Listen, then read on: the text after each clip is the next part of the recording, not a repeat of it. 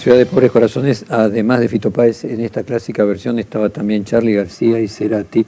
Y bueno, muy buenos días, Juan Monteverde. Jorge Fontevecchia lo saluda. Quiero aprovechar su condición de independiente, si es que lo estamos calificando bien, para que nos explique cuánto de esta problemática también tiene como una de sus múltiples causas el esquema político especial que se da en Santa Fe, en que no hay o que no hubo a lo largo de los años dos coaliciones dominantes, sino tres. ¿Cómo estás, Jorge? Bueno, antes que nada, gracias por el llamado, y la verdad que empezar la nota con esa canción de Fito, de la ambivalencia de esta ciudad, una ciudad que tiene un muerto por día y esta crisis estructural, pero que a pesar de eso saca corazones como el de Fito Páez, como el de Lionel Messi, como el del Che Guevara. Digo, en distintos tiempos de nuestra historia supimos también darle grandes valores a la Argentina y al mundo. Por eso es muy triste la situación que estamos viviendo, así que te agradezco sumar una voz diferente. Como vos decías, Ciudad Futura es un partido autónomo que viene de los movimientos sociales, un partido independiente que, digamos, está por afuera de los esquemas de la política tradicional, pero hoy somos el bloque de concejales más grande que tiene el Consejo Municipal. Vos me preguntabas qué relación hay entre esta crisis y la política de Santa Fe. Yo creo que es un poco más profundo incluso que la política de Santa Fe. Digo, lo que hoy está viviendo Rosario, lo que se está visualizando en Rosario es un fenómeno más profundo, incluso te diría global, latinoamericano, que es una crisis de la autoridad del Estado. Digo, en la ciudad de Rosario, en la provincia de Santa Fe, el Estado perdió el monopolio del uso de la fuerza, que es una de las características principales del Estado. Es decir, esto ya excedió el problema de la cuestión narco. Digo, llevamos 10 años de una violencia que después de 10 años se volvió estructural, y cuando nosotros decimos que se volvió estructural quiere decir que es un lenguaje, es decir, es una forma de hacer las cosas. Hoy la cuestión mafiosa, que cualquiera puede usar la violencia para dirimir cualquier tipo de conflictos, hace que estos niveles de mafiosidad hayan permeado en la política, en la justicia, en los negocios privados. Digo, entonces es mucho más profundo, no tiene que ver solamente con la cuestión del narcotráfico, sino que es la violencia como un lenguaje. Por eso digo que es más estructural. El Estado ya había perdido otra de sus características, que era el control del territorio. Digo, cuando uno escuchaba qué era lo que pasaba en Rosario durante estos últimos 10 años, eran las bandas que se disputaban el control del territorio en la periferia. Bueno, eso ya excedió. Digo, lo que estamos viendo tiene que ver con otra cosa, y es usar la violencia para dar mensajes.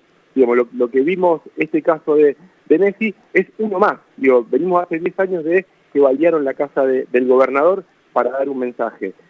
A nosotros mismos nos han matado a un compañero, Eduardo Trasante, que fue concejal, que era un emblema de la lucha contra el narcotráfico y contra la violencia, por ser el padre de una víctima del triple crimen de Villa Moreno, también de mensajes que se usa la muerte o se usa un hecho violento para dar un mensaje mafioso. El gran problema es que nunca se sabe para quién esos mensajes y nunca hay una reacción. Nosotros siempre decimos, bueno, esperamos que haya un hecho, la balear al gobernador era uno, que sea un punto de inflexión, que algo cambie. Bueno, lo que vemos cada vez que pasa un hecho de esta característica es una foto de ocasión, distintas fuerzas políticas diciendo hasta acá llegamos, pero nunca hay una política para realmente empezar a cambiar las cosas. Por eso, lamentablemente, creo que esto va a ser un hecho más, va a terminar pasando. Obviamente tiene una repercusión mucho más grande por tratarse del rosarino más famoso del mundo, pero lamentablemente creo que esto va a seguir igual. Por eso me parece que ahí está la clave de cómo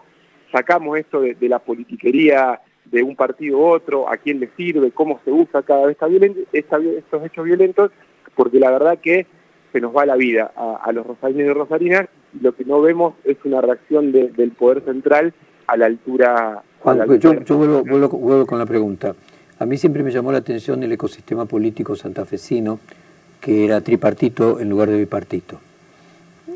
Vuelvo a preguntar, el hecho de que la policía sea parte del problema, que esté corrompida, ¿tiene algún punto de relación con un sistema político en el cual hay tres fuerzas en lugar de dos, y eso pueda generar cierta pérdida de poder de cada una de ellas sobre la policía, o no? Mira, acá hubo una teoría siempre que no había control político de la fuerza policial. En parte es verdad, Digamos, hoy el problema que tenemos en Rosario es que ni la política no gobierna a la policía, pero ahora la policía tampoco gobierna el delito. Es decir, hay unos procesos de autonomización de todos estos estamentos que hace que la situación sea prácticamente anárquica.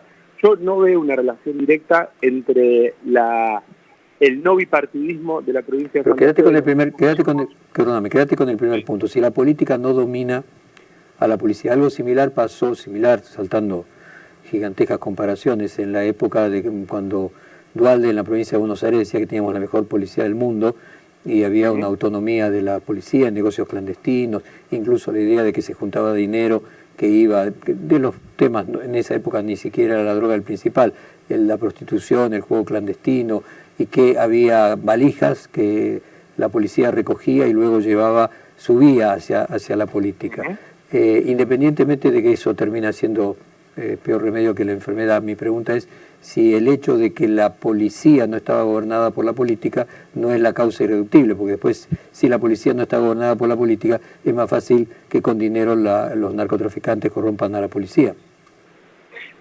Claramente, digo, no solamente, digamos, el año pasado nosotros hicimos un encuentro internacional en Rosario que se llamaba Ciudades Sin Miedo, que es una red de ciudades que justamente viene planteando y estaba Nacho Levi de La Garganta Poderosa, y en ese momento dijo una gran frase que a mí me quedó resonando, que tiene que ver con esto, que es cuando pasa algún crimen, un hecho resonante, que generalmente dice que vuelan las cúpulas policiales, los ministerios. Entonces él decía, si vuela la cúpula y no vuela el problema, entonces o no era ese el problema o no era esa la cúpula. Entonces ese es el problema. Acá el problema es quién manda. O sea, quién es el que está mandando en definitiva acá. No hay que perder de vista, y esto me parece que en los medios nacionales, no sé si tuvo la trascendencia que corresponde, que el intendente cuando llega al lugar de los hechos dice entre líneas, pero claramente, que esta balacera y este mensaje no fue de los narcos, digamos, y el problema del narcotráfico, sino que fue la misma policía. Exacto. Parece más lógico, ¿no? Claro, la policía de la provincia, o sectores de la policía de la provincia de Santa Fe, amenazaron al mejor jugador de fútbol del mundo. O sea, tiene un nivel de gravedad, digamos, de putrefacción de las instituciones. Perdóname que te interrumpa. Más que usaron al mejor jugador del mundo para amenazar a la política. Exactamente. Esa es la gravedad del hecho, donde creo que no hay una respuesta institucional a la altura. O sea, nosotros hace tiempo, el año pasado, también cuando hubo crímenes resonantes, hace muy poquito, no sé si se enteraron, en esto que se va corriendo el límite y que cada vez la violencia como lenguaje va tomando diferentes formas. Se dio por primera vez un caso que apareció un joven muerto en las puertas del estadio de Newell's.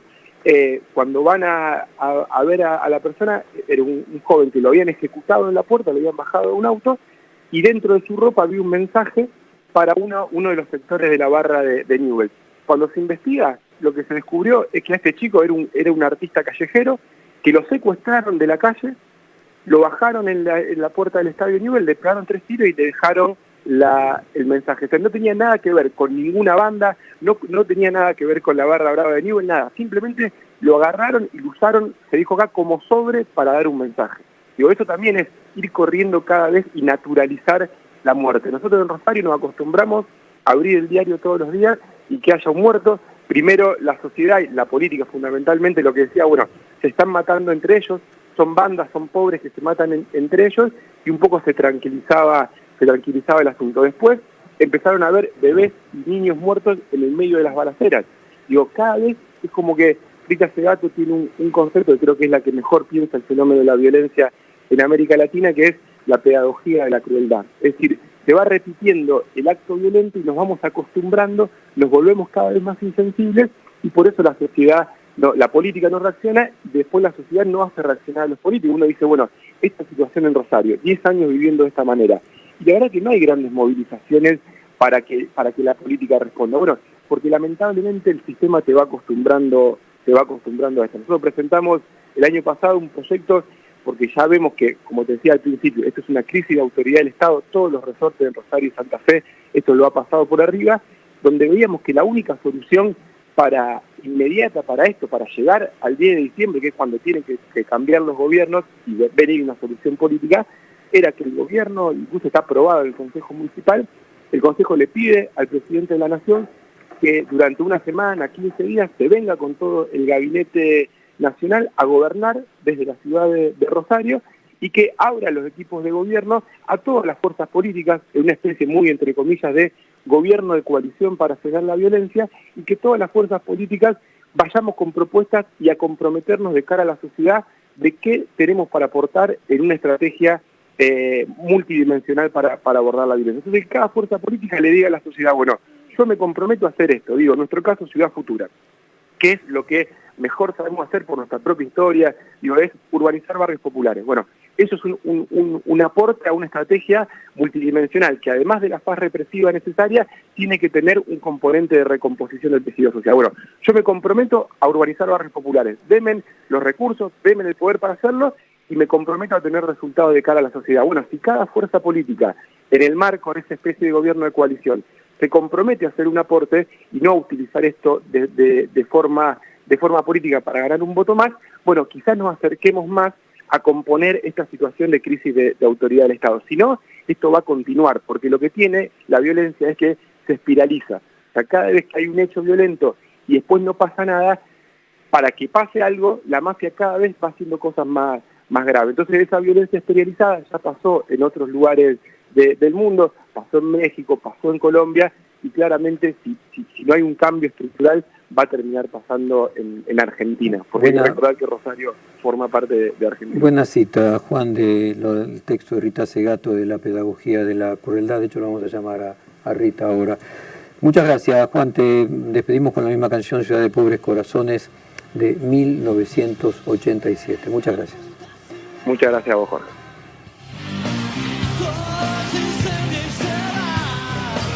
Y